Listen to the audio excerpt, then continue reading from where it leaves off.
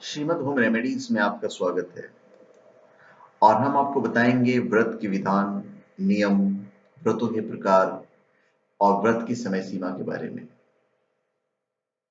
पहले हम आपको बताते हैं व्रत के विधान के बारे में। व्रत धर्म का साधन माना गया है। संसार के समस्त धर्मों में किसी न किसी रूप में व्रत और उपवास को अपनाया है।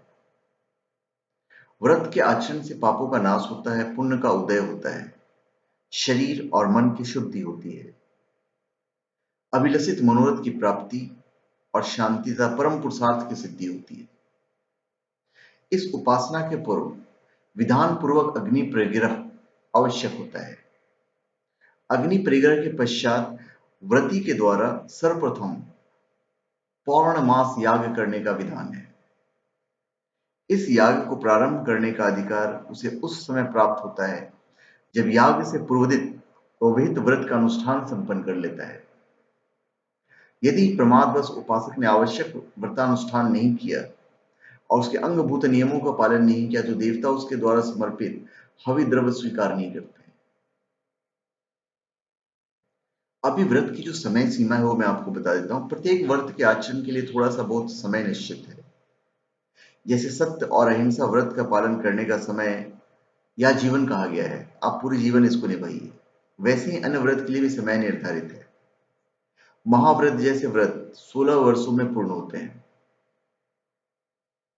चैत मास में वत्सराध्वत व्रत किया जाता है। वैशाख मास में स्कंद छठ व्रत किया जाता है। ज्येष्ठ मास में निर्जला एकादशी व्रत किया जाता है। तो हर व्रत का अपना एक समय सीमा है। फाल्गुन मास में महाशिवरात्रि व्रत सर्वप्रमुख है।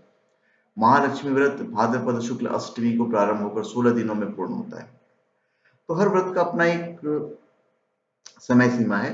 भक्ति और श्रद्धानुकूल चाहे जब किए जाने वाले व्रतों में सत्यनारायण व्रत प्रमुख है। सत्यनारायण भगवान की जो पूजा है, एक वही पूजा है जो आप कभी भी कर सकते हैं। उसका कोई नियम नहीं है, वो भगवान विष्णु के लिए किया जाता है। अब हम आपको व्रत के नियम बताते हैं। ब्राह्मण ग्रंथ के आधार पर देवता सर्वदा सत्यशील होते हैं। यह लक्षण अपने त्रिगुणात्मक स्वभाव से पराधीन मानव में घटित नहीं होता है। इसलिए देवता मानव से सर्वदा परोक्ष रहना पसंद करते हैं। व्रत के परिग्रह के समय उपासक अपने आराध्य अग्निदेव से कर वृद्ध प्रार्थना करता है कि मैं नियम पूर्वक व्रत का आचरण करूंगा, मिथ्या को छोड़कर सर्वदा सत्य का पालन करूंगा। इसका अर्थ जो है वो है वैदिक मंत्र का उच्चारण कर वह अग्नि में आहुति करता है। उस दिन वह अहोरात्र में केवल एक बार हविष्यान्न का भोजन, तृण से आच्छादित भूमि पर रात्रि में शयन और अखंड ब्रह्मचर्य का पालन प्रभृति समस्त आवश्यक नियमों का पालन करता है। अभी व्रतों के प्रकार हैं। वेद काल की अपेक्षा पौराणिक युग में अधिक व्रत देखे जाते थे। उस काल में व्रत के प्रकार अनेक हो जाते थे। व्रत के समय व्यवहार में लाए जाने वाले नियमों का कठोरता भी कम हो जाता है तथा नियमों में अनेक प्रकार के विकल्प भी देखने में आते हैं। उदाहरण रूप में जैसे हम आपको बताते हैं, एकादशी के दिन उपवास करने का विधान है। वहीं विकल्प में लघु फलाहार, और वो भी अगर संभव न हो तो एक बार ओदन रहित अनाहार करने तक का विधान शास्त्र सम्मत देखा जाता है। इसी प्रकार किसी भी व्रत के आचरण के लिए तदर्थ विहित समय अपेक्षित है। वसंत ऋतु में ब्राह्मण अग्नि परिग्रह व्रत का प्रारंभ करें। इस श्रुति के अनुसार जिस प्रकार वसंत ऋतु में अग्नि परिग्रह व्रत का प्रारंभ किया जाता है, वैसे ही चंद्रायन यदि व्रतों के आचरण के निमित्त वर्ष, अयन, ऋतु, मास, पक्ष, तिथि, वार, नक्षत्र, योग और करण तक का विधान है। इस पौराणिक युग में तिथि पर आश्रित रहने वाले व्रतों की बहुलता है। कुछ व्रत अधिक समय में तो कुछ अल्प समय में पूर्ण होते हैं। नित्य, नैमित्तिक और काम में इन वेदों से व्रत 3 प्रकार के होते हैं। जिस व्रत का आचरण सर्वदा के लिए आवश्यक है,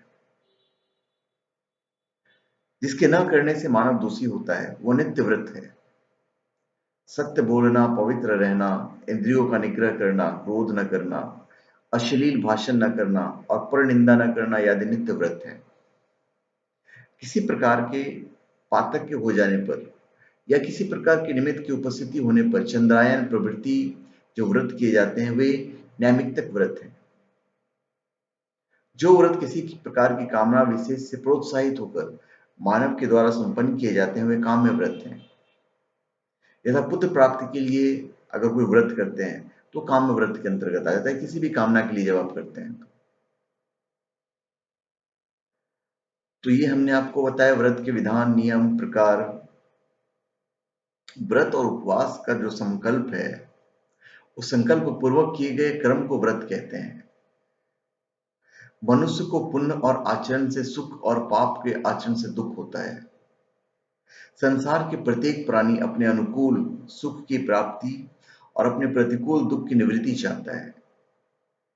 मानव की इस परिस्थिति को अवगत कर त्रिकालज्ञ और परहित में रत ऋषि मुनियों ने वेद, पुराण, स्मृति और समस्त निबंध ग्रंथों को आत्मसात कर मानव के कल्याण के हेतु सुख की प्राप्ति तथा दुख की निवृत्ति के लिए अनेक उपाय किए गए हैं। उसी में व्रत है। अनेक स्थलों पर यह कहा गया है कि व्रत और उपवास में परस्पर भाव संबंध है। अनेक व्रत के आचरण काल में उपवास करने के विभिन्न विधान देखा जाता है। तो धन्यवाद। आप हमारे चैनल पे सब्सक्राइब करें और अपने कमेंट दीजिए।